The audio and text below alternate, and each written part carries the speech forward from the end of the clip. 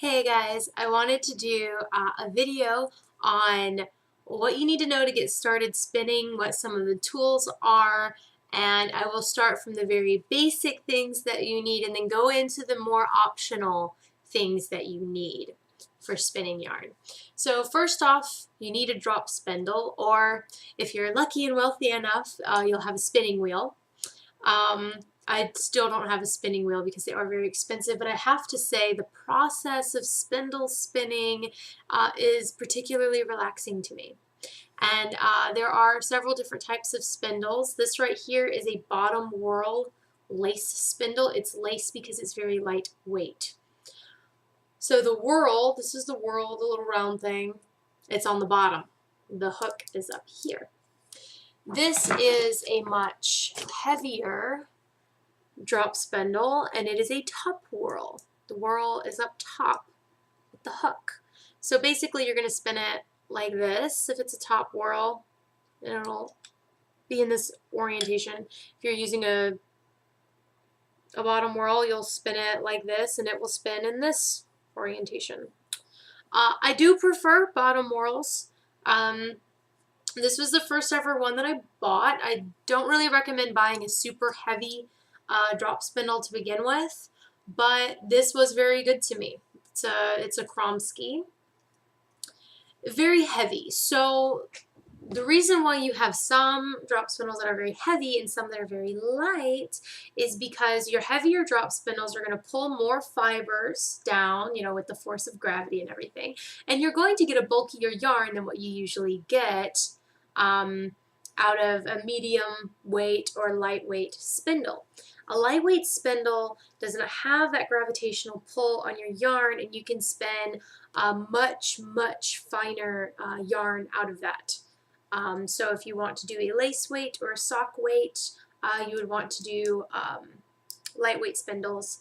If you really like bulky yarns, you go for something heavier.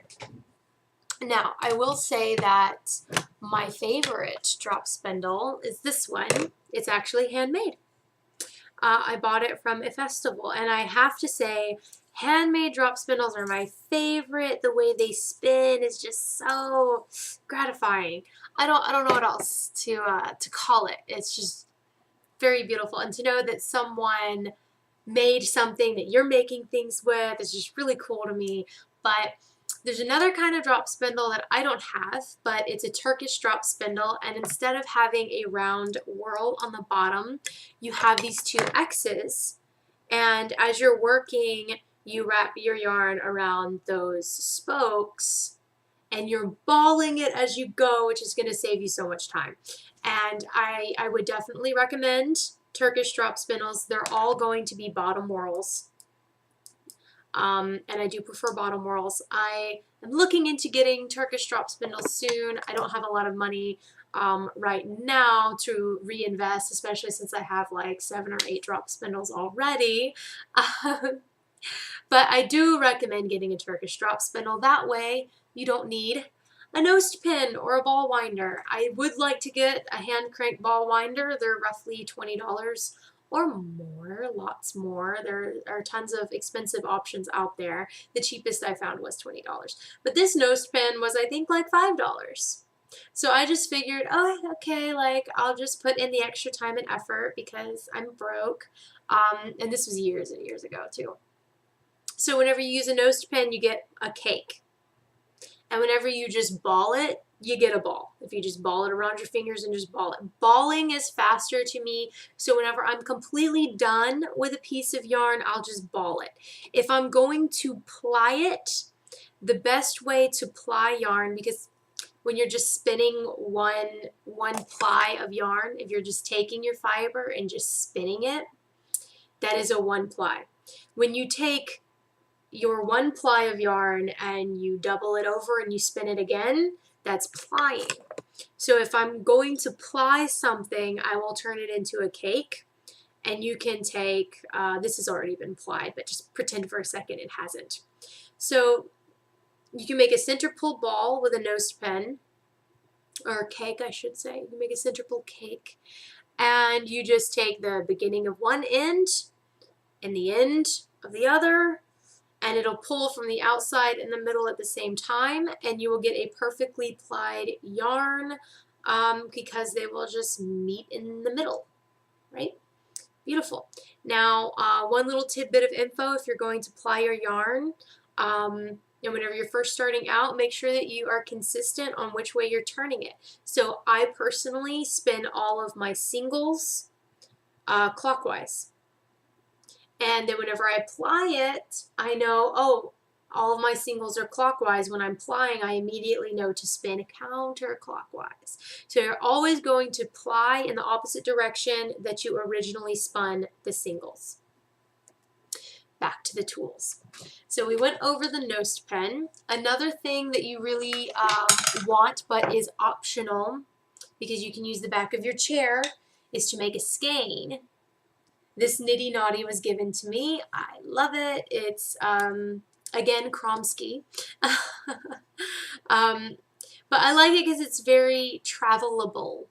So all you do is just make sure you orient it exactly opposite. A Nitty Naughty should look opposite. So this is going this way and this is going that way, right? And you get a skein.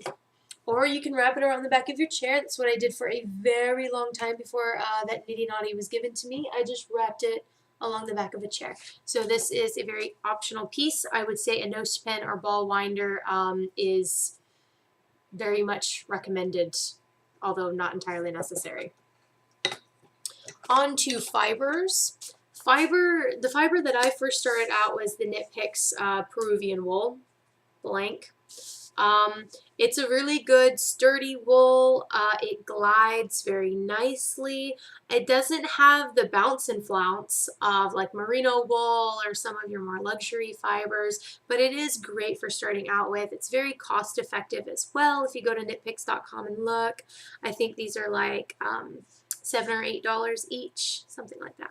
So very affordable for when you're starting out, but also wool is really what you want to start spinning with, because wool, no matter what kind it is, whether it's Peruvian or Corriedale or merino or cashmere, it all wants to stick to itself. The fibers on a molecular level are sticky to one another. So definitely start off with wool. I wouldn't go for any cotton until, well, cotton is probably the best cotton, like plant fiber. Cotton would be your best plant fiber to start with if you are vegan or, I don't know, something like that, if you prefer plant fibers. Cotton would be the best because on a molecular structure, cotton wants to be spun. It's very interesting whenever you look into the science of spinning cotton, but I won't bore you guys with the science of spinning cotton. I'll just tell you, it basically spins itself. Wool will give you a little bit more trouble. That's why you kind of want to start off, like I said, with this Peruvian wool.